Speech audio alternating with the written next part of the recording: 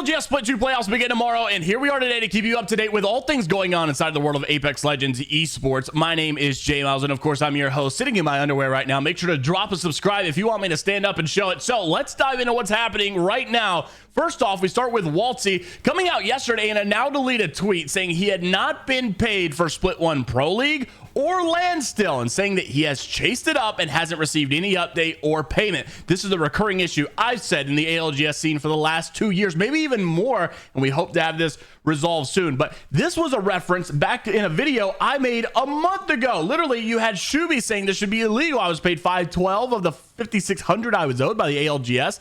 And he goes in to explain how much he was owed and why. This, of course, came out later to be an issue. They accidentally were sending the wrong people money, some hundreds of thousands of dollars that were going to the wrong person that didn't even get any money. So crazy stuff was messed up. But you had JMeyels respond, said he had to wait a year for a payment. Tournaments that happened years ago, over a year ago, he had to wait for a payment. So in that video, we referenced an old video where it happened again, and people were waiting for like a year for ALGS year 2 checks to come in. So it has been a recurring issue for sure. Really annoying that they have to continue to deal with this. And it just sucks, man. I hate to see the scene go this way because it makes people lose trust in the scene, and it makes it feel a little bit less, I guess, serious. I don't know. So I really hate to see this stuff happening, but it is happening. And of course, we got to make mention of the stuff going on inside of the scene. Also, speaking of things going on inside of the scene, we've got to dial in and talk about the teams that are showing up at LAN, because some, unfortunately, will not be showing up. This has been ongoing visa issues we've had for the last couple. Honestly, once again, another thing in the scene that has made us lose trust, right? You have every single, tournament going on. We're always having to deal with visa issues, and teams start to get a little annoyed, right? Because it's like, yeah, the big tournament's going on, but the team that just won the World Cup doesn't even have their full roster because their third has visa. It's all the time, and it just feels a little deflating, I guess. And just sucks, man. So you have another very good team, Team Legends. We've got some good updates. Don't get too worried. We've got a very good update on this. But Strafing Flame started it off 12 hours ago because they were having visa issues, right? No visas for him in Player K, or no visas for him in Easy Flash. Player K was going to be able to attend.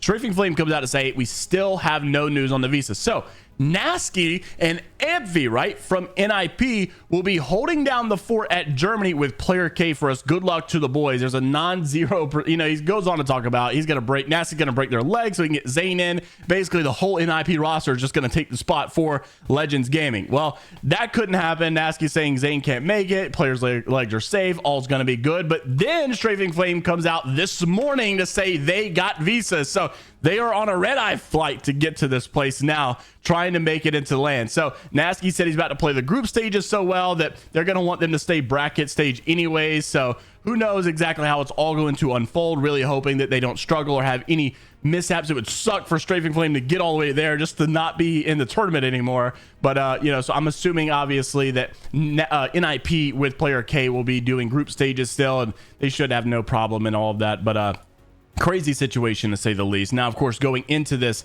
whole bracket style, the way group stages are done, if you're a little bit newer to this or you don't know what the schedule is like, we can obviously already gone through the groups, but here's the actual games themselves. Group A versus Group B, as you can see, will start us off. This is going to be Alliance, Dreamfire, EXL from South America, Interforce 36, FaZe Clan, Fnatic, GHS, Guild, HAO, Luminosity, Not Moist, NRG, Navi, Passion UA, Striders, Shadow. We're still waiting for an update really with Passion UA. Of course, Max had come out to say they want to play the LAN from home because of the war issues. They can't go. There's been multiple LANs they've missed. I don't think they're going to end up allowing them to play. I haven't seen an update on that. And matter of fact, we'll talk more about Respawn and EA not responding to people in just a second, because we've got some other crazy news going on in the scene. Striders, Shadow, Space Station, Team Falcons, Team Liquid, and X and Y will start us off. Then you'll go into C versus D, and we're playing 3 group stage games on the first day, right? So this is all tomorrow. Then you'll have the other games on Friday. So this also will be happening tomorrow. Bleed, Cloud9, Complexity, ExoClan, Fennel, Furia, Gaming Gladiators, Go Next, Legends Gaming. This is the Nasky Co. and Co. like replacement for now. Makers, Noah's Fox, Northeption, Noctum, Olympo, Pioneers, Reject, SWQ, SSE, X-Ray, TSM, and VKG. Then you'll have to finish off the day Group B versus D, Alliance, Bleed, Cloud9, EXL, EXO, Fennel, FaZe Clan, GHS, Guild, Legends Gaming, Not Moist. We've already gone through it. Basically, this is the stacked one, right? You've got the TSM, the Falcons going up against each other, Team Liquid in this, Alliance in this, Cloud9 in this, Bleed in this, FaZe Clan in this, all the big boys. So that's going to be able to finish off our day on Thursday. Then, of course, going into Friday, you have all the teams that haven't played in the group stages finish it off, and then you'll go into the bracket play. But if you're not sure on how this format works, this is how it's broken down by the ALGS website. So you're starting off with 4 groups of 10. The top 10 or the top 20 teams all together in the group stage. So it's not the same as World Cup. You'll have 40 teams all rated in a big graph, and the top 20 there will go into winners round 1. The bottom 20 will go to elimination round 1. The bottom 10 from that elimination will be eliminated. The top 10 will go to losers round 2.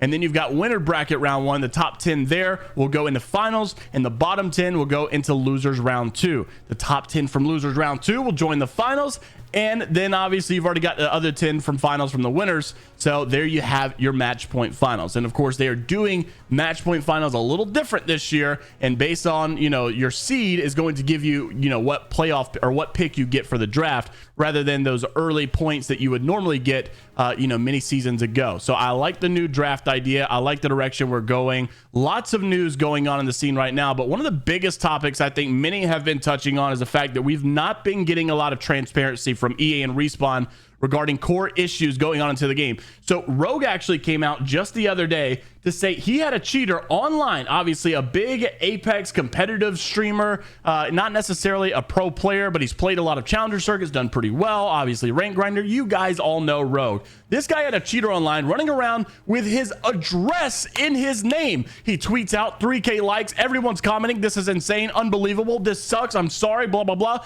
No response from EA. And you may think, well, maybe they just DM'd him. No, he comes out to say, okay, thank you for the help, just kidding, didn't get a single message. His Watson says, I'm pretty sure they've been told to not respond to stuff like this. I had a hard time getting replies during my turbo stream sniping incident as well. Then you had him follow up. We are being stream sniped by someone with my full name in his clan tag and my address in his in-game name, and he has been playing for 30 hours. It's one thing if you can't respond. It's one thing if you can't just go on Twitter and start talking about stuff. Okay, if you got some kind of company policy, whatever. But can we please force the guy to change his name? Can we please ban the guy? I know you are aware of all this and you're just letting it continue. Like, this guy's full address and everything is, he probably had, I didn't even check his stream, but he probably just ended up having to put big blurs or blocks around the stuff so people would stop looking at his address. This is serious stuff, man. You're not talking about just, oh, that's funny or what. You have thousands of people out there watching